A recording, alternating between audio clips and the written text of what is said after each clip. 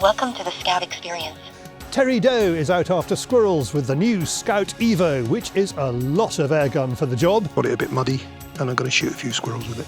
We continue our working dog breed series and a leap into the unusual. This week, it's the Malinois. They're almost a typical dog on 10 Duracell batteries that's also had 5 cans of Red Bull. Africans form an orderly queue to criticise the UK government over its wildlife policy. Yes, Britain is the one getting it wrong. James Head from Crackshot introduces the Airgun Shop's charity prize draw. We have our own new round of giveaways on fieldsportscompetitions.co.uk.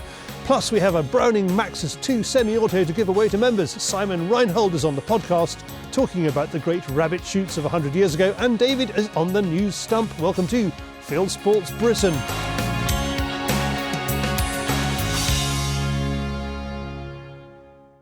Powering on. Welcome to the Skout experience. Battery level 80%. Firing mode match.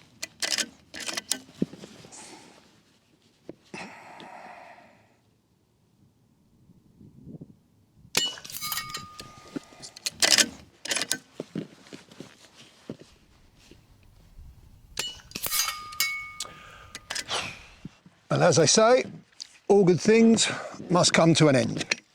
This is one of them. I'm coming to the end of my time with the Skout Airguns Evo.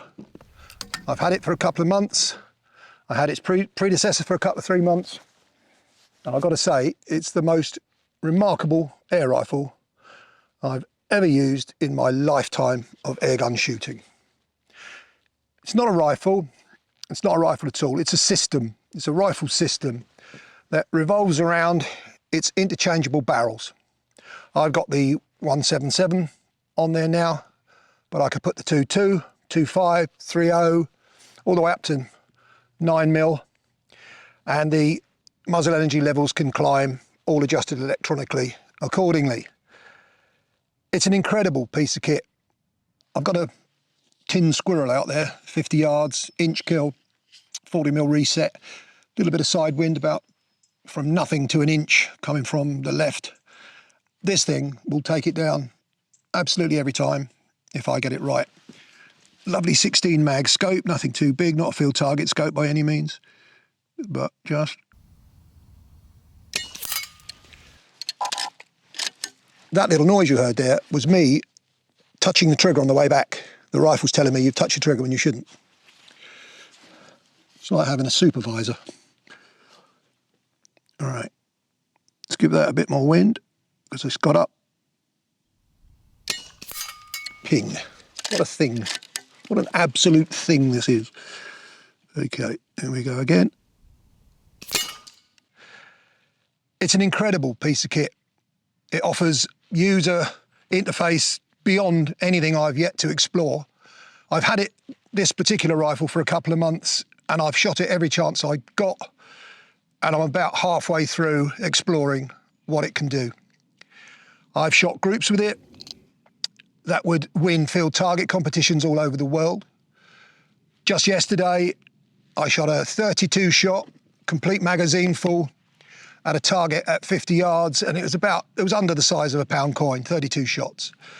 Incredible, simply incredible. It's got facilities on it I've never seen before. It's got an ability to release the shot as you release the trigger rather than as you move the trigger back or squeeze the trigger, just to reduce tension in your hand. I'm not going to say it's the shape of things to come because I don't think it is. I think this is unique, the way they do it. It's actually based on paintball technology where paintball guns are shot 1,500, 2,000 times a day. But this thing is so solid, so well made, and it contains such potential. It's an incredible gun. And I can't think of anything where I've been more sad to send it back. Well, here we are then, entering the final phase with the Skout Evo. We're in situ, we're in the hide. It's about squirrel o'clock, and there's a feeder set up there a mere 25 yards away, which is nothing at all to this. I'm going to knock a couple over just to put the seal on it. And finish on what I think should be the last one. It won't be a test, not for this thing. This is designed to win you championships at 100 odd yards, but I've taken it out in the field, got it a bit muddy, and I'm going to shoot a few squirrels with it and let it go from there. It's been a great time, but we're just going to come to the end of it.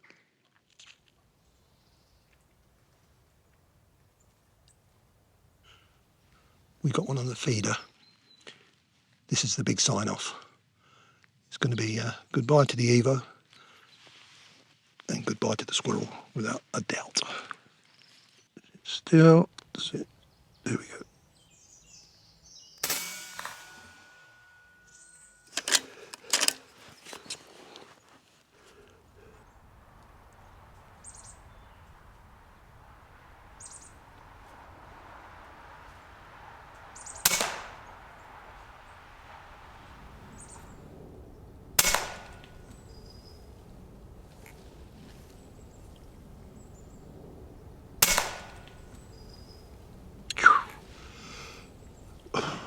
I don't get more clinical than that.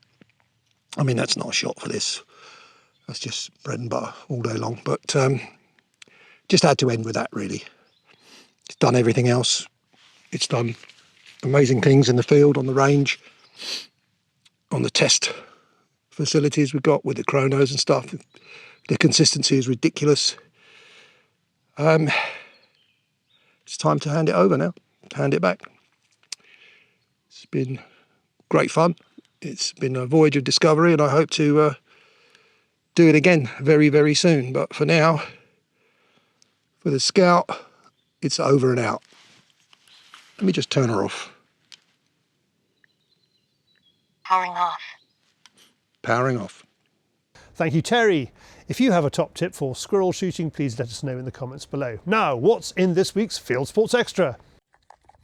A talented wild boar, a walk in the Lake District, and Terry Doe. Is he talking about police training or airgun pellets? You've made sure that none of the bent ones have got through. Thank you again, Terry. Field Sports Extra aims to go behind the scenes of Fieldsports Britain and offer new tips and tricks to our members. It also has a free-to-enter weekly prize draw. This week's Field Sports Extra competition is for 5 pairs of tickets to the British Shooting Show at the NEC Birmingham next weekend, the 14th to the 16th of February 2025. We will be there, and more about that later in this show. For tickets, visit shootingshow.co.uk. Become a Field Sports member, now with insurance, and watch our exclusive members-only show, Field Sports Extra, to find out how to enter our free competition to win one of the 5 pairs. Next, our own piece of trade. It's David on the FieldsportsChannel News Stump. This is FieldsportsChannel News. Cambridgeshire Police have released drone footage of several men they would like to interview. They want the men to assist with their inquiries into criminal damage and hare poaching in North Hertfordshire, shown here. Police were called to reports of several people in vehicles who set off from Cambridgeshire and broke gates to get onto private land in neighbouring Hertfordshire. Rural Operations Support Team officers captured evidence via their drone and guided colleagues into the area, which led to a pursuit involving the Roads Policing Unit. The police video shows last week's spectacle of dozens of suspected poachers driving over farmland in Cambridgeshire and posting videos of each other on social media. Police arrested 2 men in connection with that incident, an 18-year-old man from Spalding and a 26-year-old man from Grantham. Farmland in England is to be reduced by 10% by 2050 under government plans. The Environment Secretary Steve Reid has launched the government's blueprint for land use change, which reduces the importance of food production and increases infrastructure building projects, wind and sunlight energy projects, and what it calls nature and carbon targets. Grassland used to rear livestock faces the largest reduction under government plans. Reid says he wants to price people out of eating meat. Former Welsh Minister Mark Drakeford introduced the same policy in 2023, but the Welsh Labour government dropped it in 2024 after accusations that meat imports from South America would lead to trees cut down in the Amazon, so Drakeford could plant them in Snowdonia. Reid has launched a consultation to take part. There's a link below. The shooting community already funds millions in conservation, provides thousands of rural jobs, and strengthens the social fabric in the countryside. It is important that the government now acknowledges and recognises the vital role our community plays in balancing ecosystems and supporting local livelihoods. Without our community, the rural economy, as well as biodiversity, will suffer. It is therefore crucial that shooting and conservation is at the very heart of all future land use policies. We stand firm for the countryside and with our community, and we will work closely with policymakers to secure a future where shooting, conservation, food production and sustainable land management will go hand in hand. Scotland's Minister for Agriculture and Connectivity, Jim Fairley, has done a U-turn on deer seasons. He says that a proposed extension of doe and hind open seasons in Scotland will not go ahead. As part of the Managing Deer for Climate and Nature public consultation, which ran in early 2024, the Scottish Government published a proposal for extended open seasons, increasing the likelihood deer stalkers could shoot heavily pregnant deer. However, many of the proposals in the consultation, a product of the coalition between the Green Party and Labour up until 2024, look like they will go ahead, including prison for landowners who do not shoot enough deer. At the Scottish Government's Deer Working Group, the RSPB maintained the line that there are 1 million deer across Scotland and made the case for shooting them. Ross Ewing, Director of Moorland at Scottish Land and Estates, corrected that figure. Nature Scott, who are obviously the subject matter experts on this, actually characterised talking about 1 million deer as misleading and unhelpful. And I think it's really important that we kind of frame our discussion around local impacts and regional impacts of deer as opposed to characterising it as some sort of national problem, because I don't think that is the case. The Scottish Countryside Alliance has partnered with GWCT Scotland to promote conservation efforts. They've put out this video about predator and pest control, filmed at the GWCT's Ochnaran demonstration farm project in Aberdeenshire, and there's a link to it below. We have lots of different feeders throughout the farm. We have our songbird, wild bird mix to help boost the populations through the winter months, and we have our game bird mix to help boost our wild game bird population. We have a good number of wild game birds here. We run a very small scale shoot to help fund our predator control programme that we run here. It's a really useful way of being able to pay for predator control to help benefit the wider species, the wider biodiversity. We're very pleased to be partnering with GWCT Scotland on this key project, and not only will it show the benefits of effective predator and pest control, it will also give us something tangible to present for when future law and legislation is formulated in Scotland. The world may be about to get a new record fallow buck. European hunting organisation CIC reckons a fallow measured in Hungary using the CIC trophy evaluation system will be a new world record if ratified. The trophy reached 242.7 CIC points, exceeding the current record. Final validation by the CIC International Trophy Evaluation Board is pending. Thanks to Will Nomus for the story. After the Isle of Wight and the Isle of Mull, the introduction of sea eagles continues across the UK. This time, it looks like Exmoor in the West Country. White-tailed eagle enthusiasts held a public meeting on the moor where they promised they would satellite track the birds. While sheep farmers in Scotland say the birds take hundreds of lambs, Isle of Wight farmers report no problem.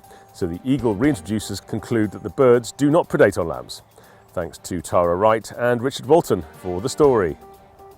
When German hunters don't like changes to their hunting act, they get together and they make some noise. 20,000 of them wearing traditional blaze orange marched through Hanover at the end of January 2025.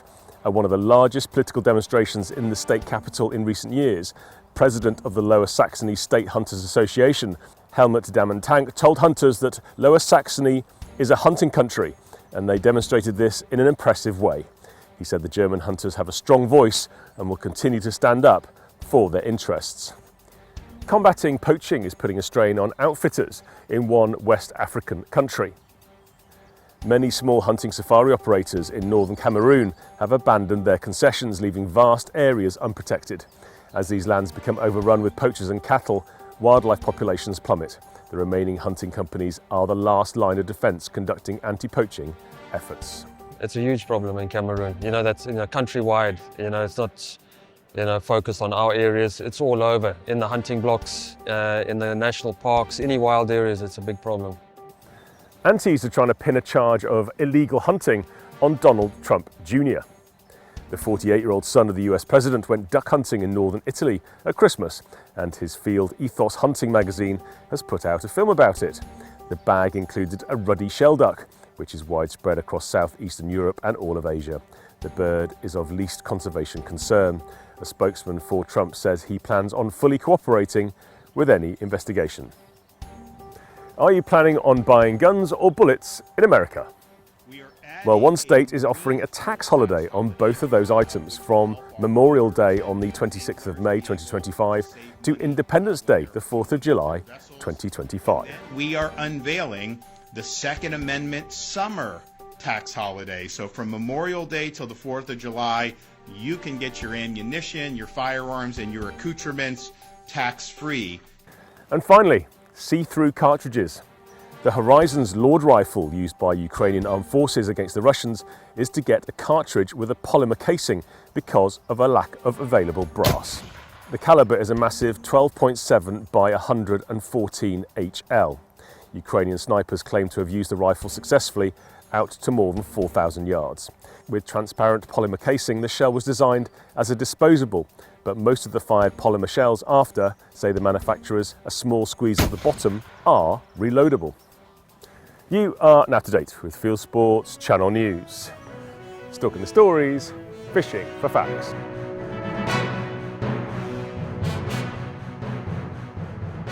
Thank you, David, who asks you to like this video and subscribe to Fieldsports Channel. Thank you. Now, fieldsportscompetitions.co.uk has a range of new prizes for the month of February 2025. There is an Aimpoint Acro S2 red dot sight priced at £750, an AimCam Pro 3K line of sight glasses priced at £340, two Zeiss Sekacam 3 trail cameras each priced at £159. This is the Generation Game conveyor belt for those old enough to remember it, a pair of Brandicos Tasso 4 Season 9-inch hunting boots priced at £329, the newly launched Harkila Deerstalker Binoculars harness priced at £100, and a Leica Rangemaster CRF Pro priced at £780. That's 6 different raffles, total RRP more than £2,500, and tickets to enter them are priced from £1.29 to £7.49. Now, working dogs don't just mean gun dogs. In our series on repurposing dog breeds, here's what a livestock dog from Belgium can become.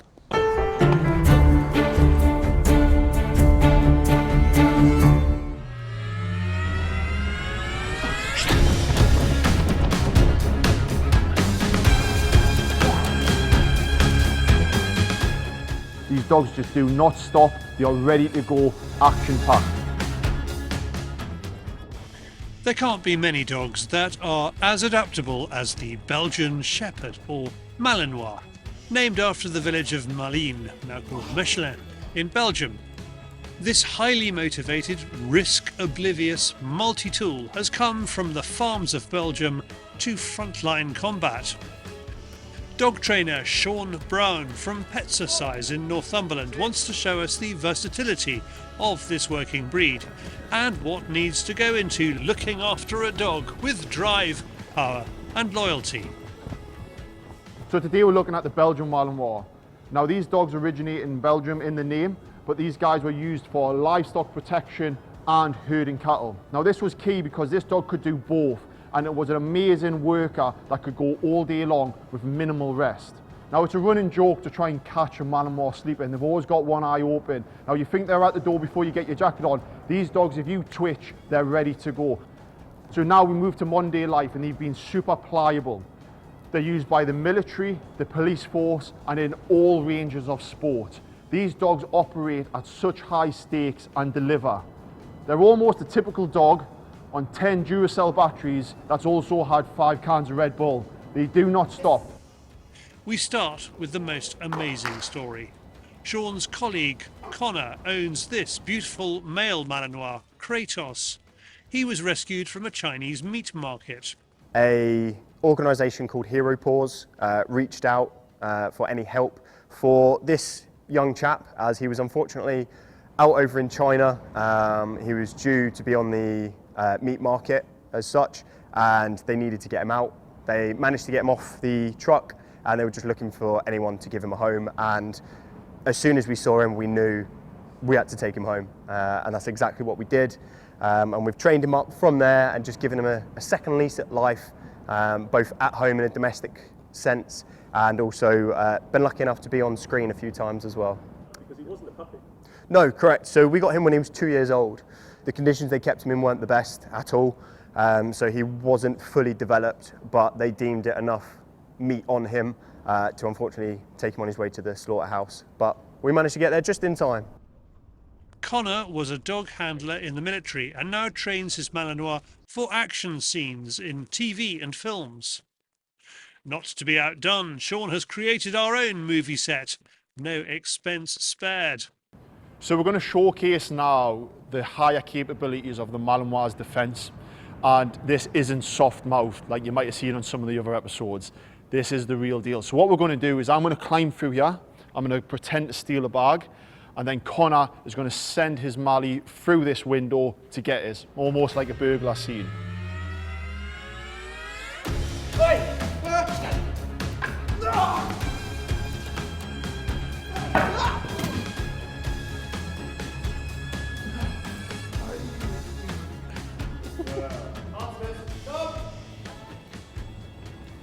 Can you feel it, John? I'll be stealing that bag again.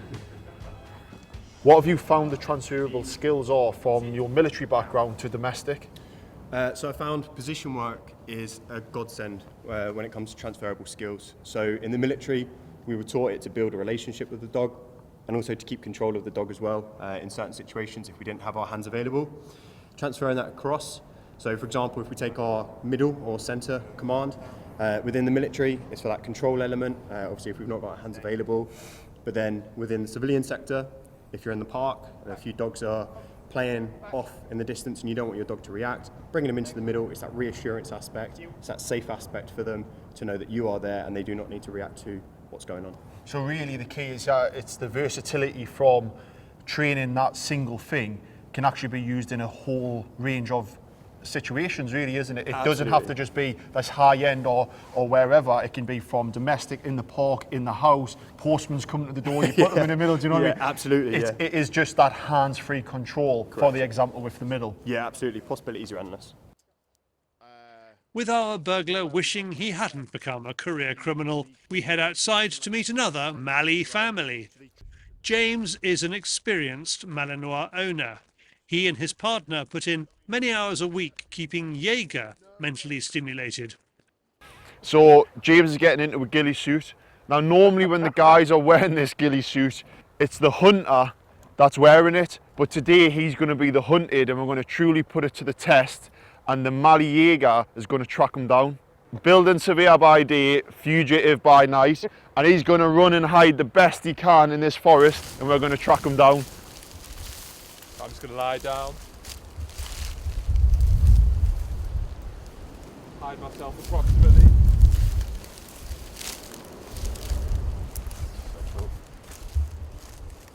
Look how effective this is. To us, we would walk past this, no problem at all, and not even notice him there.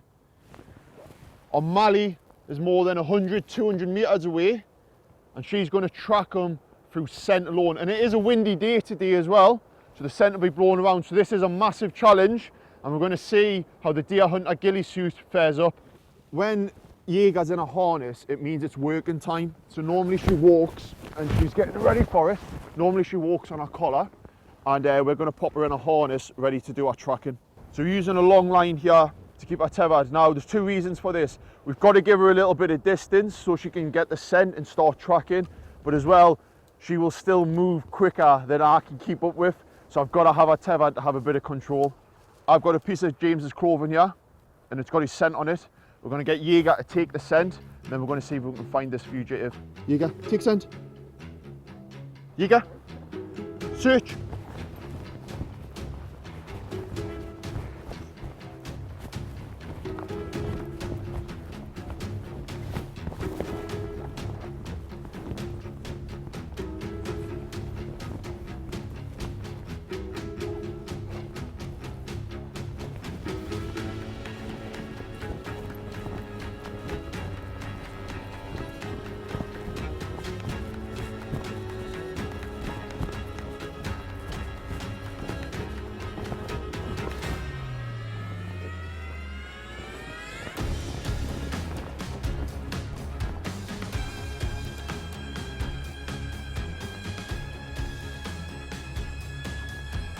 Good girl, good girl. You got good girl. So I think we've got to go harder, haven't we? Just didn't stand a chance. From the woods, we go large.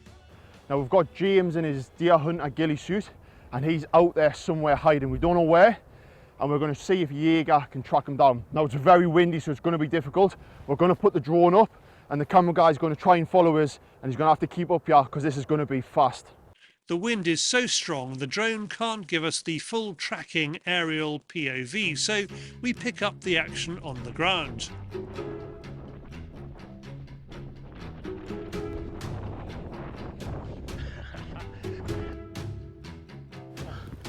Woo! Oh, it's a challenge, eh? Couldn't keep up that for long. My God, you're a good girl, aren't you? What a good girl. So we're just doing a bit of fun here, and we're running when she's searching. We're trying to sort of find a fugitive. Normally when you're doing this sort of stuff, you walk with the dog, because if you're doing a search and rescue and you slip over and you're injured, you're kind of out of the game anyways. But yeah, so we thought we'd just have a good blast, and yeah, I'm quite out of breath, to be honest. How have you found having a Malinois as like a sort of household domestic pet? She is fantastic, absolutely gorgeous. You know, but they are a high energy breed, so they do require time commitment. So she gets an hour's walk in the morning. She'll then probably get half an hour's worth of training. We will crate her, and I work from home, just so she's got 3-4 hours where she really will rest and not do anything. She'll then probably get 30-40 minutes exercise and more training at lunch. Then most evenings, so she goes to scent class, she goes to man trailing, tracking. She'll also do agility, and we're hoping to start rally, and she does an obedience class as well. So she's really, she needs that mental stimulation, doesn't she? She does. The physical stimulation she needs, but the mental stimulation she craves. You can walk her for hours and that won't tire her out, but the tracking work or the scent work, if you give her half an hour of that, she'll be completely different. She'll be much more happy, much more sedate. As well as grown-up hide-and-seek, Jaeger also takes part in a new dog sport called scent hurdling. Normally they'll be in teams here, but we're just going to do an example with one dog. The Malinois will start here. It'll go over these jumps a little bit faster than I am. When it gets to the end, there's going to be 4 identical toys, and one of them will have a specific scent on. The dog's got to identify that one, pick it up, and take it back to the owner. And that's the new dog sport called scent hurdling. The commitment to keeping a Malinois fit in body, mind and spirit is impressive. Through breeding and training, it has become a dog that puts itself in harm's way to save others, just as it did back in the Belgian countryside. For more information about Deer Hunter clothing and its specialist ghillie suits, go to deerhunterclothing.co.uk. Thanks all who took part in that. Next, here's what we're up to at this year's British Shooting Show. So you need to come and find us on the FieldsportsChannel stand E16 at the Great British Shooting Show 2025. Of course, we'll have many of the guys from the presenting team, and even Neil's coming down from the Highlands, complete with kilt. If you're curious about our membership, or Neil's kilt, we'll explain why it's important to join the fastest growing, probably, coolest, definitely, membership in the country, now with insurance. As well as all the membership benefits, new sign-ups at the show, current members and anyone else signing up during February 2025 will be put in the hat to win a brand new Browning Maxus 2. Also, we'll be showing off the latest kit available to be won through Fieldsports competitions in the February draw. And finally, one special guest will be on the stand on Friday and Saturday, and maybe Sunday. It's our not-so-secret legal eagle, Layla. She'll be on hand to deal with any concerns and talk generally about the baffling but genuine reasons the police are using to grab your guns. See you soon. Staying on shows, one of the features of recent international hunting shows are the African officials lining up to criticise Western governments for their plans to ban trophy imports. The start of the year is International Gun and Hunting Show season, and this is Germany's biggest Jagd and Hunt in a series of tin sheds in Dortmund. Inside those sheds is a magical world of adventure. Hunting outfitters, gun companies, sporting agents and, more and more these days, African officials, in the Northern Hemisphere, partly to market their countries and partly because they are worried about a creeping colonialisation by some in Europe and America who want to ban trophy imports in a misguided attempt to save wildlife. Here's the man from Zimbabwe's Parks Authority expressing his anger at the proposed British trophy imports ban due to be debated in Westminster on the 13th of June 2025. That's the arrogance that we've always been talking about. If they want, they can take some of few animals, they roam freely in London, they can roam freely in New York, so that they see what it means to share borders with wildlife. Our communities are losing their lives every day because of the clashes between animals and human beings. So we are inviting the UK government to come and take few animals, few elephants, free lions there. They can roam freely in London, they can roam freely in Manchester, so that they know what we are talking about. At the SCI show in Nashville, Tennessee, I meet the Namibian tourism minister, who says the same thing in a more diplomatic way. Well, I think what is important for us and the message to the British government is to understand where we're coming from as a country. And I think this discussion has transcended over not only Zambia, but in the various other countries. I sit as the coordinating chair for the Kavango Zambezi Transfrontier Conservation Area, which is one of the largest conservation areas in the world today. And what we've seen over a period of time is that if these particular animals are left unchecked, which for many years we have been managing, conserving, for many years, I must state it. So we have a number of conflict. This is where now you've seen lives being lost. We've seen crops being decimated because of this wildlife. The country that we call Zimbabwe or Africa is not expanding, but the population of animals keep on increasing. The population of human beings keeps on increasing, so there's need for balance. Backing up the officials are the landowners and the outfitters, the people who have to deal with wildlife on a day-to-day basis, who want it, partly because they love it, partly because it's good for business, and who have to balance their needs with the needs of local communities. The money that we derive from this hunting process actually is plowed back, most of it is plowed back into conservation, into the properties where these animals are taken from. Not only that, we have communities that live with wildlife also. They also benefit from the revenue derived from such a process. We practice sustainable conservation, be it through consumptive tourism or non-consumptive tourism. It's all sustainable, and unfortunately we believe this negativity is said without them having first-hand experience out in the field. Also at the German show is our own Neil Rowntree, who talks to the man from Zimparks and finds surprising common ground between Zimbabwe and his own home country of Scotland. When you actually meet the people that have their hands in the soil, whatever you are on this planet, you suddenly get a very different story to the one that the public is being sold. Your stories there, you know, the guy saying in our area lions eat people, elephants trample people, but we have to live with nature, and they're happy to live with nature. What they're unhappy with is people dictating how they should live with nature, because they've had a relationship with wildlife that's been part of their food, part of their culture, and part of their land use for centuries and generations. And all of a sudden, people that are disconnected from the land are dictating.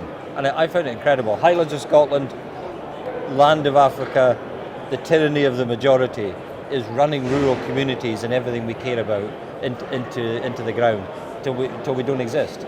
And the thing people have to take away from it is that 96% of all of the mammal life on Earth isn't wildlife. It's us and it's agriculture. Only 4% of it's wildlife. Leave the people that are custodians doing what they do best. Fascinating. Thoroughly enjoyed meeting the guy. Made my day. I believe the Germans and most European countries are a different ball game. They understand conservation, in my opinion, and they are also out to promote conservation through hunting. The UK is just a bit weird. With due respect, I think so.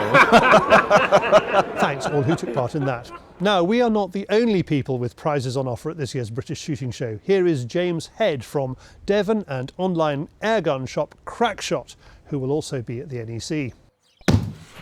So we've got our 10th anniversary coming up in February 2025.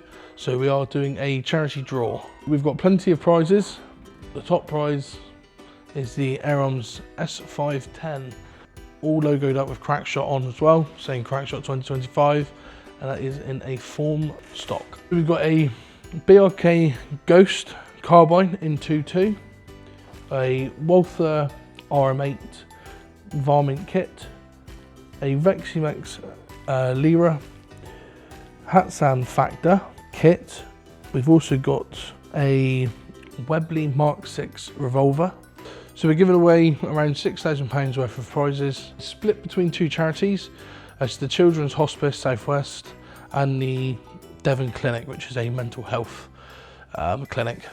You can buy tickets in store. You can also buy tickets on our website, and they will be available at the British Shooting Show, and it will be drawn on the last day at the show. So last time we did this, we raised just over £2,000 for the Devon Air Ambulance. We want to do a lot better this time, and we need everyone's help to do so. Yeah, last time the prize pot was just one gun. This time we've got multiple guns, so there's hopefully something there that everyone wants to win. It's £10 a ticket. Thanks, James. Our podcast this week is all about driven rabbits. Last July at the Cartagena Game Fair Theatre, I interviewed shooting writer Simon Reinhold, who has been researching the subject. Here's a clip. And it was in 1885, I think it was, that just near Oswestry, the Marquis of Ripon, the great famous Victorian game shot, was part of a 9-gun team that accounted for over 5,000 rabbits in a day. Wow. He shot 920 to his own gun. And that record stood for probably 13 years until 1898, when the record was broken here at Blenheim, and they shot just shy of 7,000 here. Which is... They probably, 126 years ago, they probably shot a rabbit right where you're sitting. Quite possibly, yeah.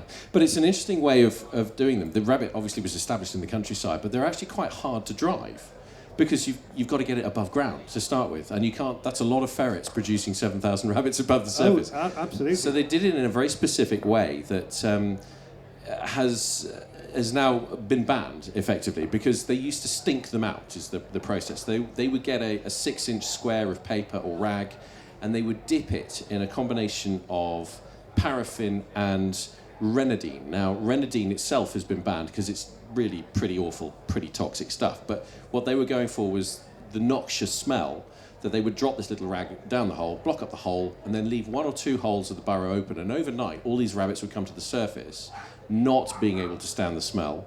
And then those holes were then blocked, and the rabbits were kept in the bracken on the surface before driving them the next day towards the guns. Thanks, Simon.